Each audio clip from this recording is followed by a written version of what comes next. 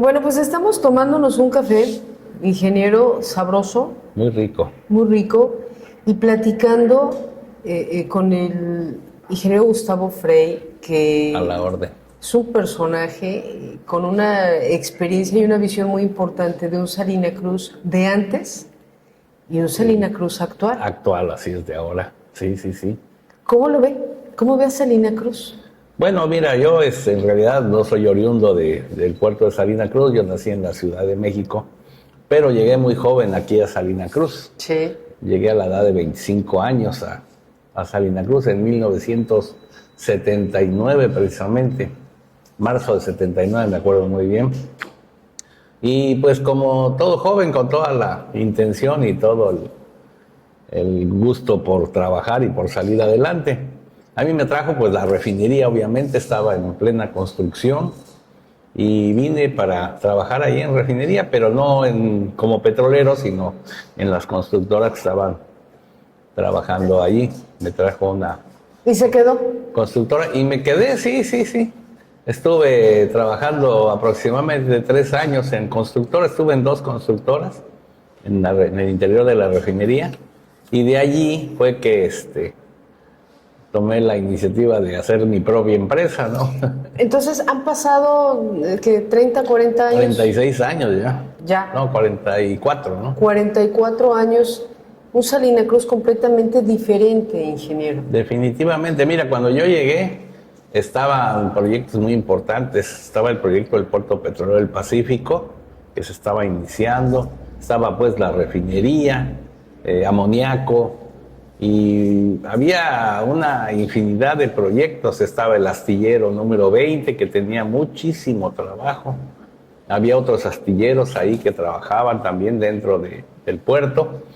Y estaba la pesca, que era una cosa impresionante en ese entonces, las famosas cooperativas, Sí, claro. que estaban en su auge, ¿no? La extracción del camarón y de productos del mar. Entonces, pues yo, la imagen que tenía, la perspectiva que veía a corto, mediano y largo plazo de Salina, es que en 5 años Salina Cruz iba a ser una gran cosa, una gran ciudad. Dije, no, esto en 5 años, ¿no? Va a detonar. Va a detonar porque desde ese entonces manejaba el proyecto transísmico, aunque con otros nombres, ¿no? El hecho de la comunicación de los puertos, de integrarlos. Aquí, por ejemplo, en Salina Cruz, pues se puso la grúa para el manejo de contenedores. Se empezó con ese proyecto grande, en Coatzacoalcos inclusive también. Allá también pusieron una grúa. Entonces estaba la intención, pues, de ligar los puertos. Pero se detuvo, finalmente. Eso fue en el sexenio de José López Portillo. Te platico esto porque a López Portillo, un ingeniero alemán que vino y tuvo, me imagino que algún diplomático funcionario, le comentó al licenciado López Portillo en ese entonces que cómo era posible que México, teniendo más de 11,000 kilómetros de costas y saliendo al Pacífico y al Atlántico, pues no tuviera una infraestructura de mar, no fuera un país de mar en realidad. Claro. ¿No? Estaba atrasadísimo en cuanto a la cuestión de puertos, en cuanto a la cuestión de movimientos de altura, de cabotaje. Los movimientos de altura son las navegaciones internacionales y las de cabotaje pues son las navegaciones locales, ¿no? Sí. ¿Por qué no se le daba ese auge a la marina mercante? En fin, estaba... Entonces sí se impresionó el presidente López Portillo y dije, vamos a invertirle al mar, dijo, vamos a invertirle. Y él hizo el proyecto de 4 puertos en el país, 2 del lado del Golfo de México y 2 del lado del Pacífico. Entonces el proyecto consistía, el primero en Altamira, Tamaulipas. En Tampico, a un ladito está el proyecto de Altamira, que es un puerto. Estaba el de Coatzacoalcos, pero ahí se iba a hacer un puerto nuevo, que era el Ostión, se llamaba, Laguna del Ostión. Ahí se iba a aprovechar a hacer un gran puerto. Y estaba el proyecto Salina Cruz, del lado del Pacífico, desarrollarse, y Manzanillo. Eran los 4 puertos que se tenían para despegarlos, para proyectarlos, para hacerlos grandes. Entonces empezaron a trabajar en esos puertos, el de Altamira, el el de Manzanillo, el de Salina Cruz y Coatzacoalcos. Sin embargo, pues el puerto de Coatzacoalcos, el del ostión que estaban haciendo ahí, lo estaban haciendo en una zona de un pantano muy Sí, tremendo. claro. Ahí al lado de Barrillas está eso. Que por cierto iban a desaparecer ese lugar tan precioso que Sí, es Barrillas. sí. Entonces, pues resulta que hacían una terracería en un día y al día siguiente ya no estaba la terracería porque se había hundido Claro, claro. por el terreno que era muy... Pero ahora, ingeniero, digo, escuchando con atención lo que usted nos dice, bueno, finalmente, de repente estos proyectos de carácter político, muchos se quedan en los discursos, pero muchos son superados incluso por la propia naturaleza, Exacto. que es el caso de Salina Cruz, Sí, bueno, de alguna manera. también. Sí, ¿No? sí, tienes toda la razón. Porque va a haber un impacto y finalmente, bueno, el cobro a mediano o largo plazo de este tipo de proyecciones, sobre todo cuando no se han hecho con un planteamiento de fondo, con estudios de un impacto verdadero. Exactamente. No. Yo creo que no es que seamos escépticos del desarrollo de Salina Cruz, pero también hay que revisar lo que no se ha hecho. Sí, te digo, con relación a, como decías, de la naturaleza, pues el puerto de Coatzacoalcos fue un fracaso, se abandonó el proyecto del ostión. En el caso de Salina Cruz, pues se inició el proyecto muy ambicioso del puerto petrolero del Pacífico, que consistía en las escolleras estas enormes que hicieron y un puerto industrial que se iba a hacer en las Salinas del Marqués. Entonces, López Portillo, como tenía cartera abierta porque fue cuando descubrieron Cantarell y que había mucho petróleo en México, entonces pues todo el mundo le quería prestar a México recursos, ¿no? Fondo Monetario Internacional, el Banco Mundial, y López Portillo pues empezó a jalar todos esos recursos, ¿no? Resulta que cuando salió Luis Echeverría de su gobierno, la deuda pública nacional que existía en ese entonces apenas llegaba a los 4.500 millones de dólares, 4.500 millones de dólares, ¿no? Y López Portillo, como te digo, se encontró el gran yacimiento de petróleo de Cantarell y todo, pues le soltaron recursos y elevó la deuda hasta los 80.000 millones de dólares de aquellos, ¿no? Sí. Una barbaridad. De 4.500 a 80.000, imagínate. Claro, el costo para nosotros. Fue un endeudamiento brutal Entonces, la inversión que se hizo en Altamira y en Manzanillo funcionó a la perfección porque esos dos puertos, al estar más al norte, más cerca de Estados Unidos, claro, pues se desarrollaron prácticamente por sí solos. Pero ¿qué pasó con Coatzacoalcos y Salina Cruz? Pues que Coatzacoalcos ya no se llevó a cabo por esa situación que te platico. Y Salina Cruz hicieron la escollera oriente del puerto petrolero del Pacífico, pero se acabó el gobierno de López Portillo y ya no le continuó con la escollera poniente. Ese es un gran punto. Y se quedó como un gran elefante blanco. Es que ahí estaba la escollera, pero sin ninguna funcionabilidad, porque no había manera de cerrar el puerto y tener aguas tranquilas para que los barcos pudieran. Pero, ingeniero, la historia se vuelve a repetir, porque justamente el puerto de Salina Cruz, el sureste mexicano, bueno, está en medio de grandes proyectos detonantes, pero se está por acabar el sexenio. Así es. Entonces, se corre el riesgo de que no haya una continuidad. Exactamente, sí, ahí sí, te doy toda la razón. Si el próximo gobierno, sea X o Y o Z, quiere continuar con el proyecto, muy bien, pero si en un momento dado, como dices, no hay dinero y se cancela, ¿qué fue lo que pasó con López Portillo? Sí, porque cuando salió López Portillo entró Miguel de la Madrid, y Miguel de la Madrid vino a Salina Cruz, me acuerdo de ese entonces, para ver pues cómo estaba la situación. Entonces preguntó por lo del puerto petrolero y le dijeron, pues, ¿cuánto faltan qué inversiones se necesitan para terminar este puerto? Le dijeron en ese entonces 150.000 millones de pesos, eran pesos. 150,000 de los devaluados de aquel entonces. Sí, sí, sí. Y terminar de darle mantenimiento a la refinería y actualizarla, pues ahí vamos a invertir 50,000 millones. Entonces ahora dije, bueno, cancelen, así no fue, de un plumazo, cancelen ese proyecto del proyecto petrolero y inviertan el dinero en refinería, los 50,000 millones. Qué barbaridad. Entonces, pues ahí se quedó. Ahí se quedó la gran inversión. Ahí se quedó la gran inversión y ahora, actualmente, bueno, pues la refinería ha recibido cualquier cantidad de millones y millones de pesos, de dólares quizá, pero sigue siendo la empresa productiva más endeudada del país. Bueno, sí la dejaron. Tenemos que tener en cuenta que a Pemex lo dejaron, ahora sí que en el piso, casi en bancarrota, ¿no? Casi en bancarrota, entonces por eso... O más bien en bancarrota, lo dejaron en bancarrota. En bancarrota, entonces por eso la pregunta inicial, ingeniero, ¿cómo está Salina Cruz? Porque el trasfondo tiene grandes problemas y desde el punto de vista de un consejo ciudadano que usted dirige, donde está en contacto precisamente con toda esa información. ¿No? ¿Cómo está Salina Cruz? ¿Qué requiere? ¿Qué le falta, ingeniero? Bueno, mira, Connie, fue un gran acierto por parte de la actual administración haberle invertido en este proyecto interoceánico. Claro. Porque la verdad, este proyecto es el principal del gobierno de la actual administración. Sí, sí. Más importante inclusive que el Tren Maya, Más importante. Estoy de acuerdo. ¿Por qué? Porque esto va a generar una serie de movimientos y una serie de...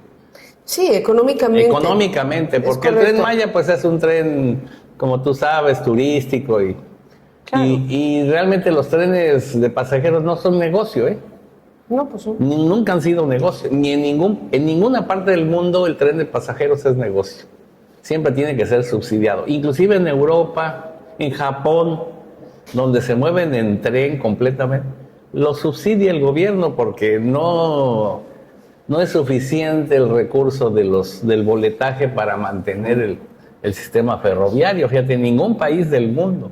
Sí. Entonces, aquí en nuestro país, obviamente, no va a ser gran negocio el tren Maya. Digo, sí va a traer turismo a la mejor, pero va a ser muy reducido. Claro. Pero el proyecto interoceánico, ese sí es importantísimo. Pero es importante desde el punto de vista que continúe, sí, que tenga la continuidad. La continuidad porque qué tal si sucede lo que hizo Miguel de la Madrid. De un plumazo. De un plumazo anuló el proyecto. Pues esperemos que no, ingeniero, porque imagínate. Es que de un plumazo, todo lo que nos ha impactado como ciudadanos este proyecto, insisto, sí es muy bueno, muy positivo, pero Salina Cruz y sus habitantes hemos sufrido un movimiento total. Como te digo, yo en 5 años esperaba que Salina Cruz fuera una potencia a nivel nacional. ¿Y qué pasó? Se estancó y se quedó. ¿Qué le falta en este momento a Salina Cruz, ingeniero? Bueno, como te digo, darle continuidad a este proyecto, obviamente, que se desarrollen los 10 parques industriales a través del Istmo, que están presentando muchos problemas. Fíjate, en Veracruz hay 4 de los 10. En Veracruz ya resolvieron el problema de la tierra, ya están los terrenos para los parques industriales. Aquí en el estado de Oaxaca, ¿sabes cuántos parques industriales realmente ya? Uno. Y ese porque ya lo tenían, el polígono 14. Claro. Es el único que está ya al 100. De ahí en fuera, conflictos, problemas. Bueno, está al 100 en cuanto a la autorización y a las licitaciones. Sí. Pero no está al 100 porque no tenemos cómo darles agua. Bueno, sí, hay muchas carencias. Luego se inunda esa zona. No tenemos cómo garantizarle una seguridad social a todas estas personas que quisieran venir a trabajar. A invertir, sobre todo los inversionistas. Una vivienda, una certeza de la tierra, o sea, creo que... hay una carencia enorme. Eso es lo que le falta a Salina Cruz entonces. Le falta todo. No. Le falta vivienda, le falta vialidades, le falta agua potable, como lo hemos comentado, para poder entonces darle un auge. Yo recuerdo que cuando empezaron hace algunos años con la modificación de las vías, ¿no? Bueno, pues el principal problema que encontraron es que empezaron a construir y a rehabilitar las vías sobre las líneas subterráneas de agua potable. Bueno, ahí las tronaron. Se corrigieron, ¿eh? Pero yo fui después, partícipe de... Pero después. Sí, ya las arreglamos, le metimos del nuevo material de plástico, unas líneas muy grandes. Exacto. Y ya está, ese problema se solucionó al 100%. Inclusive para la alimentación de los tanques elevados, pues se quedó muy bien ese proyecto. Quedó muy bien, pero a lo que yo quería llegar es a que muchas de las cosas, bueno, se hicieron sobre lo que ya estaba en Salina Cruz. Sí, definitivamente. Y eso no es muy... Por ejemplo, te voy a poner el caso de la vía férrea, ¿no? La vía férrea, tú sabes que llega al puerto antiguo, no al puerto que se está construyendo. Entonces, si empieza a haber operación de contenedores en el puerto actual, que se puede hacer, pero como embarcaciones más pequeñas, imagínate la descarga a los vagones de ferrocarril donde van a colocar los contenedores. Por nuestro centro de Salina Cruz y todas las calles. 80 vagones, imagínate la longitud que va a tener el tren. Sí. ¿Y qué va a pasar con Salina? Se va a partir en dos porque no va a haber manera de brincar de un lado a otro mientras el tren hace su maniobra para... Exactamente, esa planeación no ha sido la correcta. No, y yo creo que la intención del gobierno federal es buena. Hay partes en el centro donde se puso la línea y después se pusieron casas encima de las líneas. O sea, las líneas pasan debajo de varias casas. O sea, no se alinearon con las calles, sino que se metieron sobre las casas. Bueno, antes de que estuvieran las casas. Y ahora el problema es que si hay una fuga, pues tienen que a veces entrar al patio de una casa para resolverla, porque... Entonces ya es obsoleto toda esa red de distribución de agua potable. Sí. Entonces es necesario hacer una planeación y también una sectorización del sistema de agua potable, que es muy importante para poder llevar agua a todos los rincones de Salina Cruz. Mientras no se haga esa sectorización, hay zonas donde reciben un volumen fuerte de agua y otras regiones donde no reciben ni una gota. El caso de mi casa, ¿no? Ahí, de tu casa también. Gracias. Que llega el agua una vez al mes, yo creo, ¿no? Si bien nos va. Si bien nos va. Antes del interoceánico, zonas económicas especiales, ¿no? Entonces vinieron a hacer encuestas y mesas de trabajo para ver. Y ellos traían unos datos fabulosos de Salina Cruz. Decían, no, ya el drenaje en Salina Cruz está al 100%, el agua potable está al 100%. Y dijimos, ¿qué? Como nosotros participamos como Consejo Ciudad, digo, no, señor, están ustedes bien equivocados, los datos que traen ustedes están totalmente errados. Sí. El drenaje de Salina Cruz no abarca ni el 20% de la población, de toda la población de Salina Cruz, que nada más está en el centro, ahí hay drenaje donde... Ahora, no hay plantas de tratamiento de agua potable. Me ganó la palabra, sí. Había una que estaba en Pemex, que era de Gremón, y ahí captaba algo de agua de las aguas negras de Salina Cruz, las trataban y las metían a la refinería. Estaba muy bien, pero desgraciadamente esa empresa quebró y abandonaron la planta. Y entonces ahorita las aguas negras caen a un cárcamo que está junto a la gasolinera Oscar Torres Pancardo, a un ladito ahí están los cárcamos. Pero ya no los bombean a donde los bombeaban. ¿Ahora qué hace? Pues que se va directamente a darse al mar. Al mar, claro. Al mar están tirando el agua negra completamente. Eso es gravísimo. Imagínense el problema de contaminación. Ahora, fíjese, llegó, por ejemplo, han llegado varias tiendas ya importantes, tiendas transnacionales, cadenas, ¿no? de tiendas de abarrotes, supermercados, se esperan mucho más, por supuesto. Claro, plazas comerciales. Plazas comerciales, casinos, lo que usted quiera, agencias de automóvil, lo que quiera. Están llenos. Sí, todo. Pero no se les exige, cuando menos, una planta de tratamiento de aguas. Claro.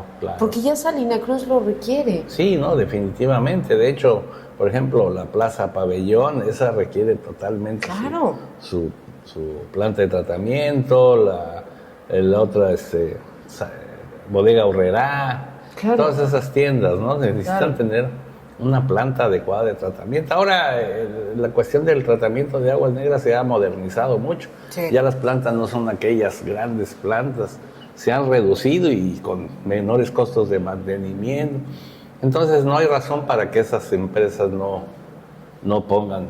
Yo, por ejemplo, en Veracruz he visto, en el puerto de Veracruz, que esas plazas tienen sus plantas de tratamiento. Claro. Y las hacen funcionar, porque si no, no lo dejan operar. Exacto, y sobre todo porque, bueno, hay un área que está al tanto de la ecología, del medio ambiente, del impacto ambiental Así que puede es. tener esto. Claro. Cosa que también de repente en Salina Cruz no lo vemos. Pues hay una regiduría pero no... Sí, pero... Clausuraron ahí en la Plaza Pabellón Sí. varios días por la cuestión del agua y no sé a qué acuerdo hayan llegado.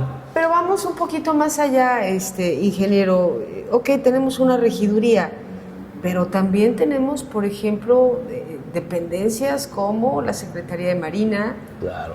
tenemos a Pemex, tenemos a la Guardia Nacional y tenemos muchas que también tienen la responsabilidad De ver esos asuntos. ¿no? Sí.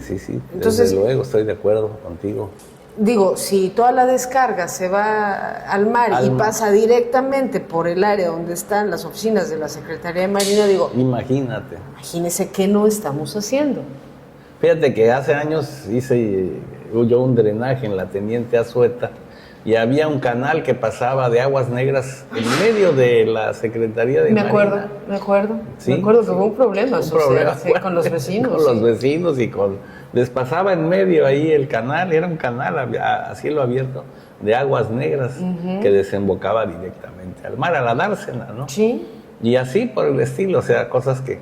Entonces, pero con el crecimiento lógico de Salina Cruz, pues ya no se pueden permitir ese tipo de situaciones. ya no se pueden permitir, y digo, ya para ir cerrando también esta charla, ingeniero, así va creciendo Salina Cruz, así se va poblando, cada vez vemos... Pero sin orden, sin estrategia, Sí. Por ejemplo, fíjate, nosotros como Consejo Ciudadano, en un momento dado, viendo todo este caos y las situaciones que estaban ocurriendo en Salina Cruz, presionamos al gobierno para que hicieran un estudio de urbanización y de orientación para que todo estuviera ordenado. Ese estudio contemplaba 3 ciudades conurbadas, que era Salina Cruz, Tehuantepec y San Blas Atempa. Se hizo el estudio, inclusive tuvo un costo fuerte, fue de aproximadamente 6 millones de aquellos para hacer Se hizo el estudio, se presentó, pues muy bonito, bravo, pero pues hasta ahí lo dejaron, ¿no?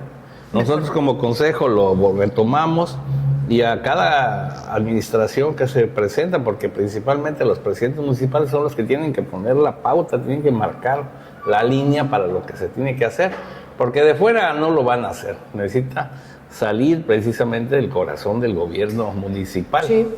Entonces, pues se lo presentamos a varios de los, creo que desde el gobierno de Doña Edith, y de ahí para acá, y a nadie le interesó, les presentamos Es que es contradictorio porque de repente... hasta el actual presidente le presentamos. Ahorita vinieron a hacer otra evaluación de ese tipo para mejorar Salina Cruz y está en ese trámite. Bueno, ya se los presentamos a ellos, pero no lo han tomado en cuenta.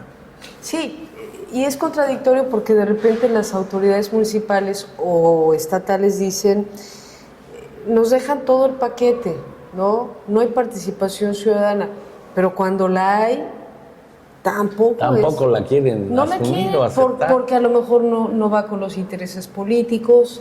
Exactamente. No va de la mano con la intención que ellos traen. En muchos de los casos del estado de Oaxaca, bueno, la corrupción sigue imperando. No, sí, definitivamente. Entonces, galopante. digo, es contradictorio de repente, ingeniero. Y yo creo que el tema de Salina Cruz pues nos da para seguir platicando mucho Uy, sí, más. no tiene muchísimo, ¿no?, que comentar. Entonces, ojalá que nos brinde usted siguientes oportunidades. No, claro, cuando guste, ¿no? Estoy a la orden, ¿no?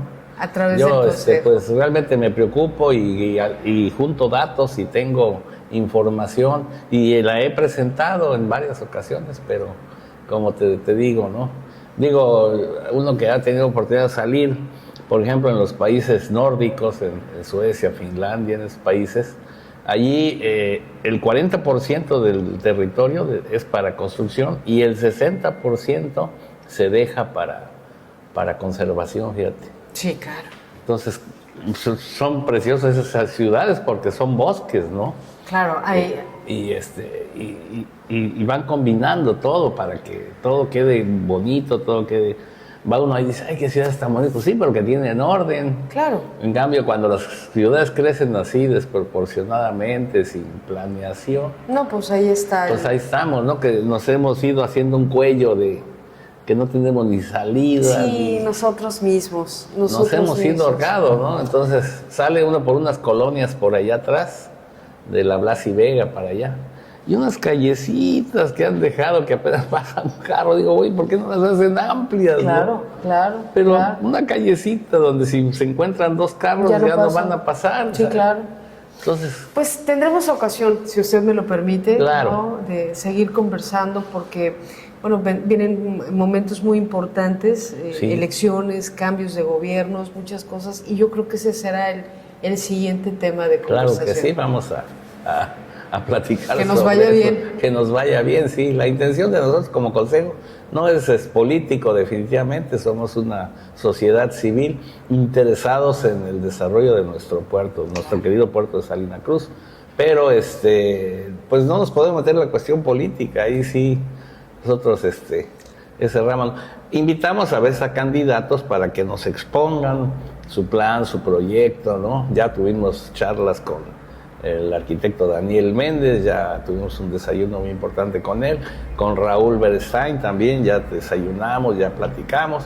Son con los dos candidatos precandidatos, claro, porque todavía no son precandidatos que hemos platicado, pero pues ahora sí que las puertas están abiertas para cualquier de los candidatos o precandidatos que quieran participar con nosotros y exponernos sus planes de gobierno, pues adelante, ¿no? La idea es que nos vaya bien a salir. La idea es que exactamente, y nosotros estar vigilando como consejo que las cosas se hagan bien, claro que sí. Pues muchas gracias por venir a tomarse un café con nosotros aquí. Claro, Connie, al contrario, mucho gusto. Un gusto. Qué bueno que me invitaste a esto. Al contrario, un gusto como siempre y hasta la próxima. Hasta la próxima.